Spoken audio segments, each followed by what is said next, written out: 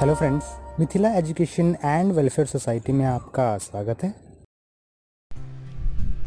Chapter number 4 use of was and were.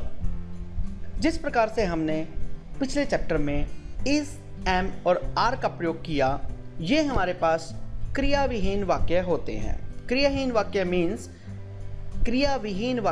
Means ऐसे वाक्य हैं जिनमें कोई भी क्रिया नहीं दी होती, यानी कि कोई भी वर्ब नहीं दी होती, वो हमारे पास क्रियाविहीन वाक्य कहलाते हैं।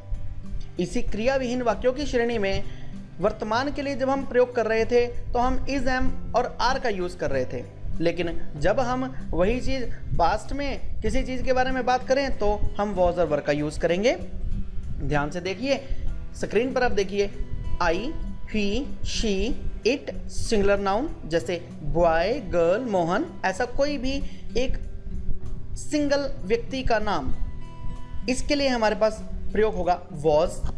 वॉज का हिंदी में शाब्दिक अर्थ है था या थी, यानी कि जब भी हमारे पास हमारे हिंदी के वाक्य में था या थी शब्द आ जाए और वो वाक्य हमारे पास क्रियाविहीन हो, वहाँ पर हम वॉज का प्रयोग करेंगे। जैसे आई वॉज अ स्टूडेंट। वर का प्रयोग थे के अर्थ में किया जाता है, यानी कि प्लूरल सब्जेक्ट के लिए किया जाता है। वी, यू, दे और प्लूरल सब्जेक्ट जैसे बॉयज, गर्ल्स, फ्रेंड्स, पीपल। इस प्रकार से हमारे पास बहुत सारे ऐसे प्लूरल सब्जेक्ट हैं जिनके लिए हमारे पास वर का प्रयोग होगा। वर का प्रयोग हम थे के लिए करेंगे, यानी कि जब भी हमारे वाक्य में, हमारे हिंदी के वाक्य के अंत में थे शब्द आ जाए, वहां पर हमारे पास वर का प्रयोग होगा। दूसरे शब्दों में हम इस प्रकार से भी समझ सकते हैं, किसी भी प्रकार की प्राचीन सूचना उपलब्ध कराने के लिए, किसी भी प्रकार के पुराने समय की जानकारी देने के लिए हमारे पास वर का प्रयोग होगा। कैसे? जैसा कि आप स्क्रीन पर देख रहे हैं कि एक डॉक्टर साहब हैं और एक छोटा बच्चा है। यही डॉक्टर साहब एक छोटे बच्चे के रूप में 2012 का एग्जाम्पल दिया गया कि डॉक्टर साहब 2012 में एक स्कूल गोइंग बॉय थे और अब 2016 में डॉक्टर साहब डॉक्टर बन चुके हैं। कैसे? डॉक्टर साहब बोलते हैं आई एम डॉक्टर, मैं एक डॉक्टर हूँ। ये वर्तमान की बात कर रहे हैं कि अभी मैं वर्तमान में एक डॉक्टर हूँ। वाक्य को ध्यान में देखेंगे, ध्यान से देखेंगे, उपरोक्त वाक्य में कहीं पर कोई भी वर्ब नहीं है, यानी कि क्रिया नहीं है। इससे ये तो तय है कि हम अभी जिस चैप्टर की बात कर रहे हैं, या अभी हमने पिछले चैप्टर की जिसकी बात की इज, एम, आर, ये क्रियाविहीन वाक्य हुआ करते हैं। ऐसे वाक्य जिनमें किसी भी प्रकार की कोई भी क्रिया नहीं दी होती, उनके लिए हम is, am, are, was, were, has, had का प्रयोग करते हैं। डॉक्टर साहब बोलते हैं कि आई एम डॉक्टर, यानी कि वर्तमान में ये डॉक्टर हैं, लेकिन डॉक्टर साहब ये कहते हैं कि आई वॉज स्टूडेंट इन 2012। पहले वाक्य में डॉक्टर साहब ने वर्तमान की बात की कि मैं अभी डॉक्टर हूं, मैं वर्तमान में एक डॉक्टर हूं।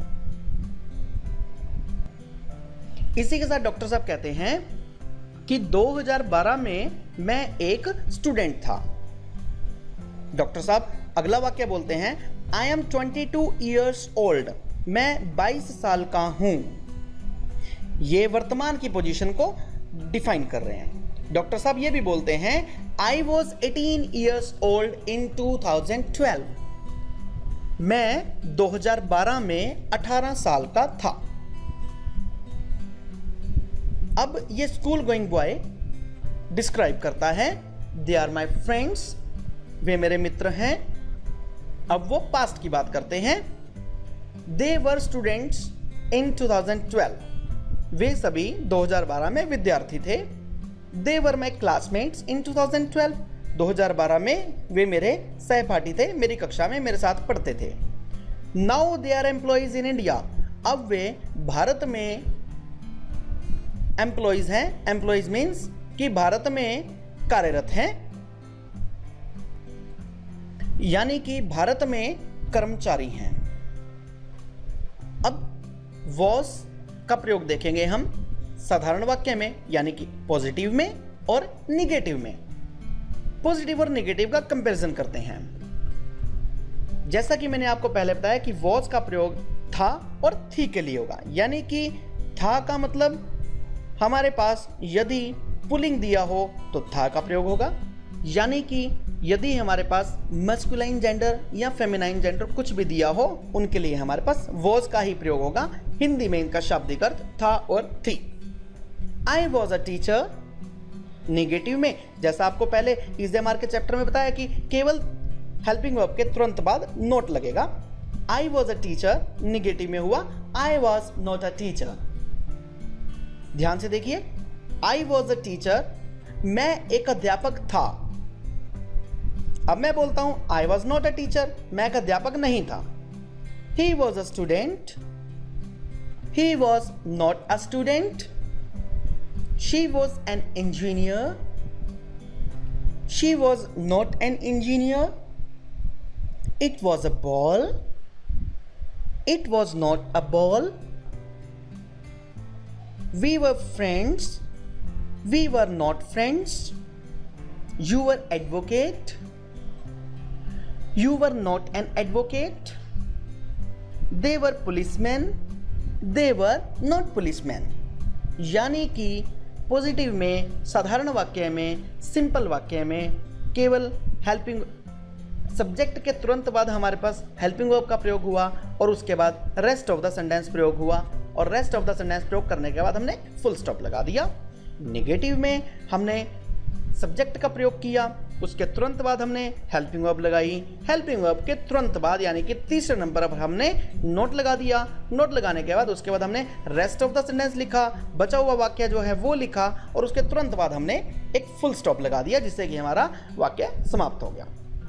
अब मैं आपको कंपैरिजन करना सिखाता हूं interrogative and interrogative plus negative में। इंट्रोगेटिव सेंटेंस यानी कि वो सेंटेंस जिनको हिंदी में हम बोलते हैं प्रश्नवाचक वाक्य। जब भी किसी भी प्रकार का कोई भी प्रश्न पूछा जाए वो हमारे पास इंट्रोगेटिव सेंटेंसेस हैं। और जब किसी वाक्य में प्रश्न पूछने के साथ साथ नहीं भी लग जाए, हिंदी के वाक्य में जब हमारे पास क्या लग जाए तो हमारे पास इंट्रोगेटिव सेंटेंस, और जब हमारे वाक्य में क्या के साथ नहीं भी लग जाए तो हमारे पास इंट्रोगेटिव प्लस निगेटिव।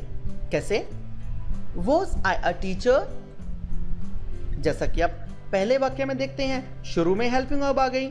मैंने इज़-एम-आर वाले चैप्टर में भी आपको बताया था कि सबसे पहले वाक्य के शुरू में हेल्पिंग वर्ब आएगी, उसके तुरंत बाद हमारे पास सब्जेक्ट आएगा और उसके बाद हमारे पास रेस्ट ऑफ द सेंटेंस। और इंट्रोगेटिव प्लस नेगेटिव सेंटेंसेस में वाक्य के अंत में प्रश्नवाचक चिन्ह आएगा, क्वेश्चन मार्क आएगा। जैसे अब दोबारा से इसको देखते हैं, वॉज आई अ टीचर। जब हम इसका इंट्रोगेटिव प्लस नेगेटिव बनाते हैं तो हम देखते हैं was I not a teacher, last में question mark. Was he a student, was he not a student. Was she an engineer, was she not an engineer. Was it a ball, was it not a ball. Were we friends? Were we not friends? Were you an advocate? Were you not an advocate? Were they policemen? Were they not policemen? इस प्रकार से हम जब भी प्रश्नवाचक वाक्य और interrogative plus negative यानी कि प्रश्नवाचक प्लस नकारात्मक वाक्य बोलेंगे, उसमें हमारी आवाज की जो टोन है उसमें प्रश्न पूछने का प्रभाव अवश्य ही आना चाहिए। अब आपको इस एक कन्वर्सेशन की सहायता से एक जानकारी देते हैं। प्रश्न पूछे जा रहे हैं, where were you yesterday. Second character बोलता है I was in Delhi. Past की इंफॉर्मेशन की बात की जा रही है। दोबारा से देखते हैं, where were you yesterday. Second character give the answer, I was in Delhi. Were you at work? No, I was not at work. I was sleeping. Were you hungry after the journey? No, I wasn't hungry, but I was thirsty. How was the weather in Delhi yesterday? It was good. Where is your friend Ram? I don't know, but he was here 15 minutes before. Where is my English book? It was in the room 10 minutes before, but it is not there now. जैसा कि आप इस conversation में देखते हैं, जैसा मैंने आपको बोलकर दिखाया, यह कन्वर्सेशन अपने आप में सिंपल सेंटेंस यानी साधारण वाक्य, negative sentence, interrogative sentence, interrogative plus negative sentences का एक मिला जुला मिश्रण है, जिसमें पास्ट की यानी कि भूतकाल की एक जानकारी जो है शेयर की जा रही है। और इसमें सभी सेंटेंसेस में ध्यान से देखिए, कहीं पर किसी भी प्रकार की कोई भी वर्ब का प्रयोग नहीं किया गया, यानी कि कोई क्रिया नहीं है।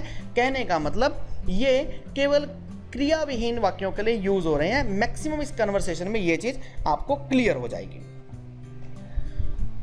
एक स्कूल गोइंग बॉय दूसरे स्कूल गोइंग बॉय से पूछ रहा है जनरल कन्वर्सेशन की बात, how are you? He gives the answer, I am fine, thank you. What about you? I am also fine. Where is your mobile? My mobile is at home. What is the color of your mobile? Is it white? No, it's black. How are your parents? They are well. Where is your father? He is out of station today. How far is your school? It is 2 kilometers far from here.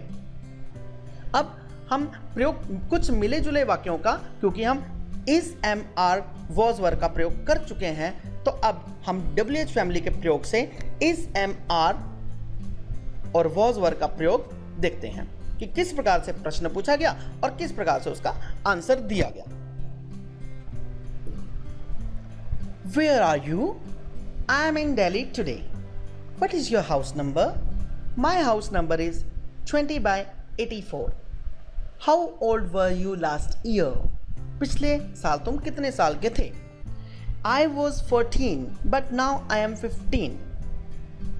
Who was your best friend in school? School में आपका सबसे पक्का मित्र कौन था?